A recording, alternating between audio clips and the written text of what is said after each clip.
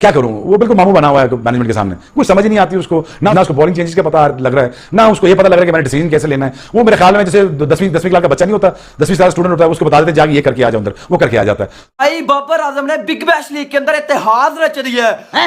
ये क्या सुन रहा हूं मैं? पाकिस्तान का नाम डुबो के रख दिया है वहां पे बिग बैश लीग के अंदर। अब आए ना लाइन पे। पहला और आखिरी बिग बैश होगा बाबर के लिए और रिजवान के लिए। आज कल गिलक्रिस्ट ने क्या बात बोली है पता है?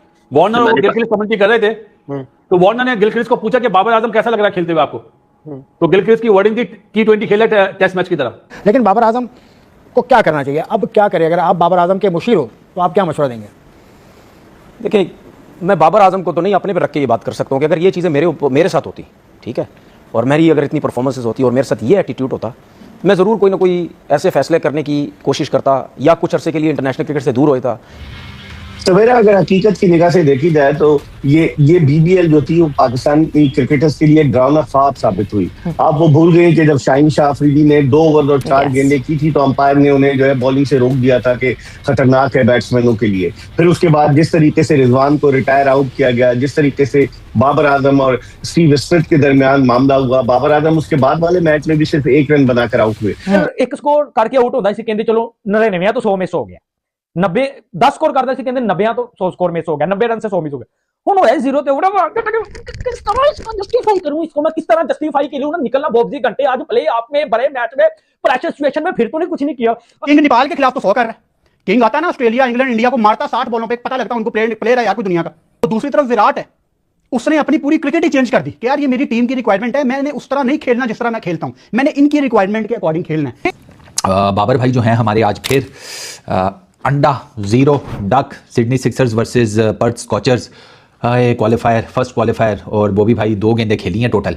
पहली गेंद को ऑफसाइड के ऊपर खेला, दूसरी गेंद के ऊपर स्टंप आउट हो गया, अल्लाह लाते खैर सल्लाह। और 11 मैचेस हो गए हैं बॉबी भाई के BBL के अंदर। और आजम भी ज्यादा टाइम नहीं लगा रहे हैं बैटिंग करने के अंदर, आते हैं और चले जाते हैं, कभी 7 बॉलों में 1 रन, कभी 2 बॉलों में 1 रन, कभी डक, कभी कुछ, कभी ये कभी वो। सो बिग बैश में भाई एक और मौका है बाबर आजम के पास वो फ्लूक इनिंग्स लगाने का, ताकि वो नैरेटिव बिल्डिंग हो जाए T20 वर्ल्ड कप 2026 की सिलेक्शन के लिए। मैं तो साफ कहता कि भाई इतनी मेरी परफॉर्मेंस है, खिलाना खिलाओ, नहीं खिलाना ना खिलाओ, मुझे कोई मसला नहीं है, मैंने अपनी इज्जत बना ली, मैंने पैसा कमा लिया, मैंने सब कुछ कर लिया, खिलाना है खिलाओ, मैं जा रहा हूं अपनी लीग क्रिकेट खेलने, ठीक है। उसके बाद मैं फैसला करता, मैं इतना परफॉर्म करने मैं फैसला करता कि मैंने पाकिस्तान खेलनी है या नहीं खेलनी है। तो बाबर मेंटली वीक है आपके ख्याल? मैं अपनी बात कर रहा हूं, मैंने सवाल बाबर, मैंने आपसे क्या बात की, मैं बाबर की बात नहीं, आपने सवाल किया तो मैंने अपने ऊपर रख के बात की कि अगर ये सिचुएशन मेरे साथ होती, आप तो ज़हनी तौर पे मजबूत आदमी। देखिए मैं वो नहीं कह रहा, मैं देखिए कोई वीक है या नहीं है, पाकिस्तान के सिस्टम में आपको स्ट्रांग रखना पड़ेगा, और कहीं ना कहीं वो स्ट्रांग है, ऐसा नहीं है। तो पाकिस्तान के तीनों स्टार्स, इनकी परफॉर्मेंस इतनी अच्छी नहीं रही। शाहीन अफरीदी तो चले अनफिट हो गए, वापस आ गए, रीहैब कर रहे हैं, लेकिन बाबर और रिजवान जो अपने जमाने के बेहतरीन खिलाड़ी कहलाते थे, उन दोनों की परफॉर्मेंस भी बड़ी मीडियोकर सी रही। और इतने पैसे खर्च किए सिडनी सिक्सर्स ने कि सबसे महंगे तरीन खिलाड़ी थे बाबर आजम, उनके नाम से उन्होंने एक स्टैंड भी बनाया, बाबरिस्तान, बड़ी हाइप क्रिएट की। लेकिन लगता यही है कि बाबर थोड़े दबाव का शिकार है।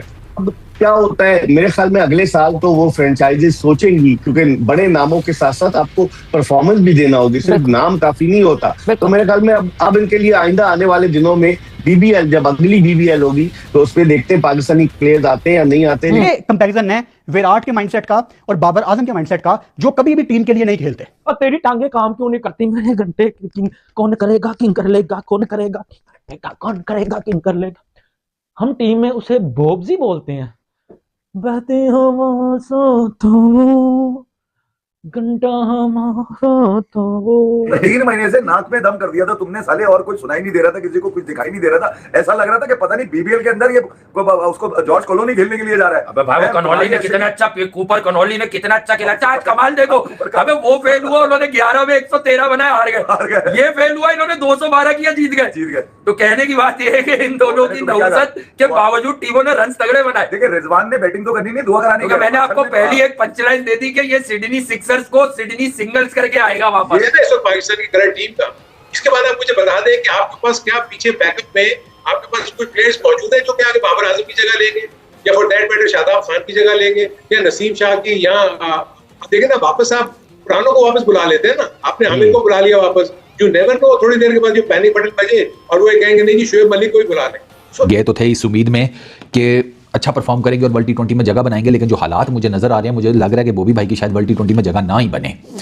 Seriously speaking. अब इवन क्योंकि कुछ फैंस मुझे कह रहे थे कि यार इसको नहीं जाना चाहिए, इसके कोई हालात नहीं है।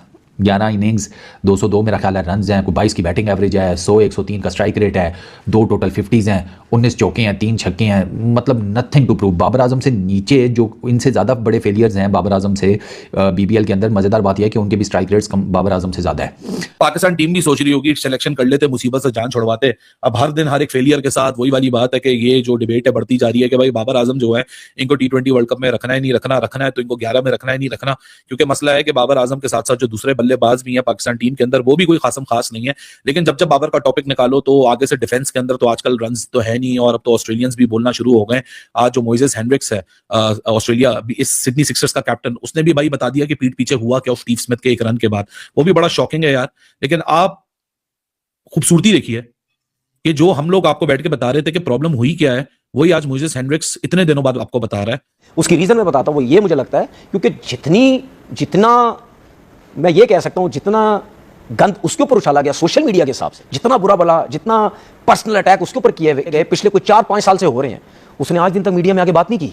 उसने कभी भी मीडिया में आके मेरी वजह से रोजी रोटी चल रही है तो चलती रहे। मैंने सुना वो कह चुका है, लेकिन वो नहीं आता सामने। तो इसका मतलब कहीं ना कहीं स्ट्रॉन्ग तो है, लेकिन जिस किस्म की मैं बात कर रहा हूं कि जो मेरी पर्सनैलिटी है, मैं स्ट्रेट अवे सीधा बोलूं भाई मैं अब अपनी मर्जी से खेलूं। मैंने रिटायरमेंट की बात इस वजह से की थी। आज के मैच में भाई बाबर आजम की ये औकात नहीं है कि 147 रन चेज करवा दे। आज घंटे का किंग, पाकिस्तान का सबसे बड़ा भाईजान, super king, super duper king भाईजान, आज बाबर आजम 0 पे आउट हो गया है। और भाईजान बाबर आजम ने जो इतिहास रचा है वो ऐसा प्लेयर बन चुका है मोहम्मद रिजवान के बाद, जो कि स्लो स्ट्राइक रेट में भाईजान दूसरे नंबर पे आ चुका है। पहले नंबर पे भी पाकिस्तान का नलायकी कीड़ा है, वो है मोहम्मद रिजवान। 100 बॉल जिसने फेस किया उसमें पहले नंबर पे मोहम्मद रिजवान है भाईजान, 102 के स्ट्राइक रेट के साथ। लेकिन स्टीव स्मिथ और बाबर आजम का जो वाकया हुआ उसकी वजह से भी बड़ी सुक्की हुई, क्योंकि अगर स्टीव स्मिथ बाबर आजम को आखिरी गेंद से पहले कह देते कि आप डॉट बॉल खेलो, सिंगल मत लेना, और मैं जो हूँ फिर चार्ज लूंगा, लेकिन उन्होंने ऑन साइड की तरफ खेला और सिंगल आराम से बन सकता था।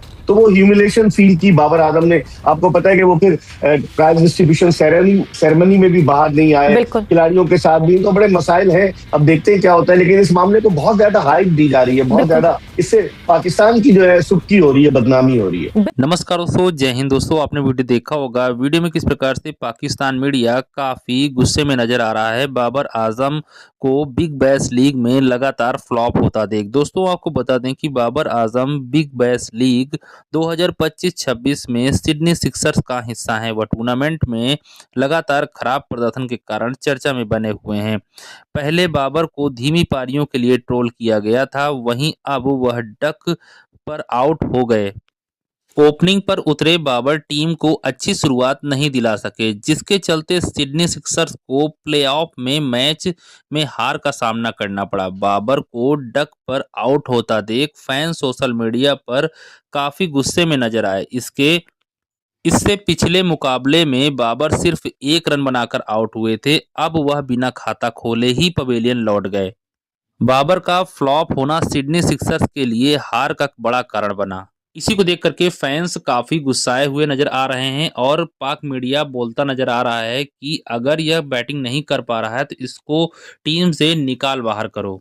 इसी भी दोस्तों पूरा वीडियो है। अगर दोस्तों वीडियो अच्छा लगा हो तो हमारे चैनल जरूर सब्सक्राइब कीजिएगा, लाइक कीजिए दोस्तों। मिलते हैं नेक्स्ट वीडियो में। धन्यवाद दोस्तों, जय हिंद।